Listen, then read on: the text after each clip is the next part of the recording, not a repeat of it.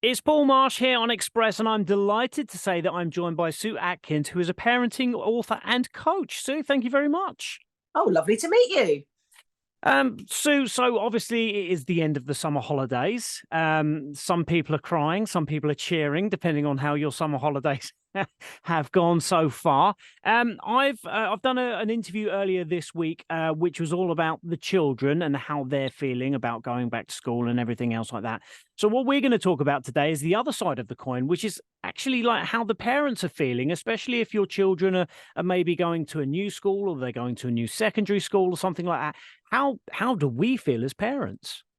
Well, it's really interesting. The research from live360.com, they did 1,000 parents, they talked to them around this whole issue of starting secondary, and 66% of them were really worried about their children starting school, and half of those were really anxious about the safety side of things as they transition more into going to school themselves. They're not being dropped off and picked up so much. They're getting on buses, they're going on trains, they're getting a bit lost and all of that sometimes. So, yeah, parents were concerned about the changes. And I suppose really it's a milestone moment for parents as well as kids. Some kids are anxious about it, some kids love it. But parents, it's a milestone moment because you're letting them go.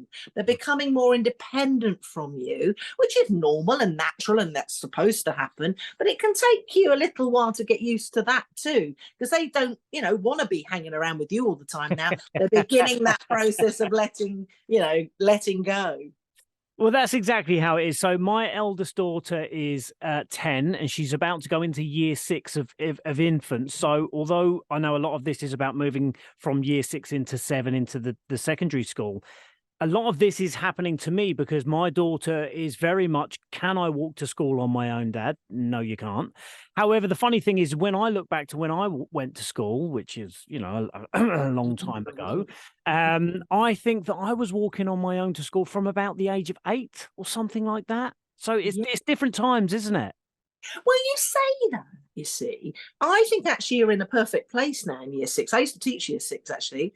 It's about getting her prepared Yeah. incrementally, and it's about you letting it happen as well. Of course, you've got to keep them safe. And that's why sometimes the app, the Life 360, is very good for monitoring where they are in real time. So you can feel a bit safer if she's walking to school or, getting on the bus or whatever it might be. But you do it, we have to let them go and we have to do it incrementally and depending on their maturity. It's not even their age. You can have a mature 12-year-old and you can have a very immature 12-year-old. So it just You can have a depends on very each immature child. 41-year-old as well. You can indeed, and I'm saying nothing. Well, so we have been doing all of this, and obviously Yeah. the ages vary for all children. Some parents think certain things are okay when their children are 8, and some parents will look and say 13 is when they can have their first phone. So it's Yeah. different for every parent, but we are looking about this transition of going from a child into a young adult or a teenager, whatever you want to call them, and trusting them with a phone, trusting them to walk or get on a bus, and trusting them to do all of these bits and pieces on their own. And it can be really quite hard for us parents. And like you say, the start of that school year, and they're going to have all their friends. That some are going to be allowed extra responsibilities, and some aren't going to be allowed extra responsibilities. So there's a lot of pressure there as well, isn't there? There is, and that's why you've got to sometimes sit down and just have a little think and talk to your partner if you've got one about what are our rules around it, how are we going to play it with our little one or our big one now, so that you want to respect that they want to grow. They're supposed to grow. We're supposed to give them roots, but we're supposed to give them wings so that they do fly and they do enjoy becoming more independent. They don't always see the risks or the danger, so we don't want to frighten them, but you need to talk and teach them. So I think communication is an important thing. And I also think, sitting down to eat together sometimes is a nice, easy way to chat rather than have a lecture. Walking the dogs, driving somewhere, chatting when you're not directly looking at them intensely. And be careful that you don't pass on your worries and your anxieties to your kids because, we've got to be mindful. The TV's on sometimes, 24/7 with repeat messaging that's in a loop that that can frighten the life out of you, watched it all day. So you've got to be mindful of, yes, you've got to talk about some of the dangers, whether it's cyberbullying or traveling to school or whatever it might be, but also to empower them to know what to do and trust them that you've taught them well, and let them kind of go a bit really on it. So that's kind of how we've been using this school holidays, to be honest with you. We've been, Yes. I'll give you an example. For a long time, she's been asking to go up to the park with her friends without us, because obviously we're not cool and we completely cramp her style. So the other day I literally said to her, right, okay, you can go up the park for half an hour on your own, sorry. I want you back at 5 o'clock. And Yeah. if you're not back at 5 o'clock, you will not be allowed to do this again.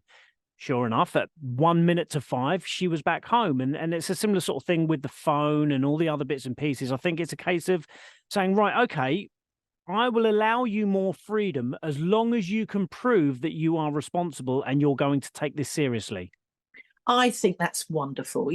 You've got a choice. These are the consequences. And because she's shown you she can be trusted, she's shown you that she's responsible, she's shown you that she's listening to you. So, of course, it was the same with my own kids. Then it gets a little bit longer. You can see that she can cope with that. So, you know that she's going to come back when she says she's going to come back. And if she isn't, or delayed, or something's cropped up, she will call you, or you've got the location sharing app, the Life 360, so that you're communicating. I think that's what it is. If they don't tell you stuff, then you don't know and you worry. So, she's shown you now that that's fantastic and that she can be trusted to incrementally have more and more responsibility. I know this is going to be a very difficult thing for all of us parents to hear. Do you think when you are trying to educate your children on the problems of life, do you think that one of the main things that we could be doing is listening rather than talking? You absolutely. I say we've got two ears and one mouth for a reason. We often are really, always talking at our kids instead of listening to them. And sometimes what you think they're going to be worried about is not what they're worried about at all. And if you show them that you're listening to them, you can reassure them, you can support them, they feel heard, and therefore the relationship improves dramatically because a child feels that you are really listening to them. None of us like it when people don't listen to us. So if we listen to our kids, we're building that bond, that connection between them. We're building that kind of bridge between us, not a wall, that I think kids then really respect. And then you can help them and guide them and listen to them. And sometimes I remember with my own daughter, not rushing in to rescue them. Don't say, oh, I think you should do this, I think you should do that. I remember with my own daughter, I listened in the car, she was on about something, and I just went, oh. And then a bit later I said, well, what do you think you could do about that actually? And it was all very casual because I was driving. And she came up with her own solution. And then she got out of the car and she went, thanks so much, Mum, for your advice. And I thought, actually, I hadn't really Yep. done very much other than listen, ask her what she thought, reflected back kind of the gist of it. And it was really empowering and it taught me a lot. So I tend to pass that on to parents as a strategy, actually, that works.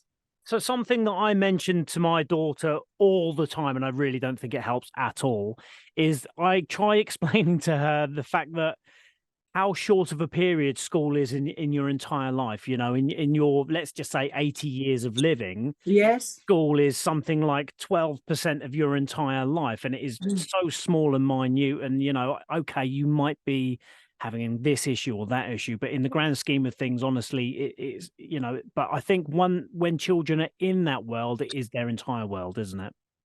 Yeah, and also you can't put an old head on young shoulders, can you? We're coming at it from a bigger, older perspective, now. And it's the same thing with exam results. I was talking last week, when children don't quite get the results they want and how you handle it. You don't be facetious about it, but actually in the bigger picture, it doesn't, you can do it again, or it doesn't matter, or it's not quite so intense. But of course, you've got to respect the fact that when they're in it, that's all they Yeah. know. So we must Yeah. respect that too. We are older, we have got the bigger picture. But again, balance in everything. Sue, it's been absolutely brilliant talking to you. I could probably talk to you for another 20, 30 minutes, but unfortunately we don't have time. So if people do want to find out a little bit more about that transition going into secondary school, or they want to find out a little bit more about you, where's the best place they can do that? Yeah, so to find out more about Live 360, go to live360.com. That's very easy, where you can get the location sharing app. For my advice about some tips I've written around getting ready for secondary, go to thesueatkins.com and you can find all my tips there. Sue, thank you so much, and hopefully we'll talk again very, very soon. And good luck to your daughter this new term.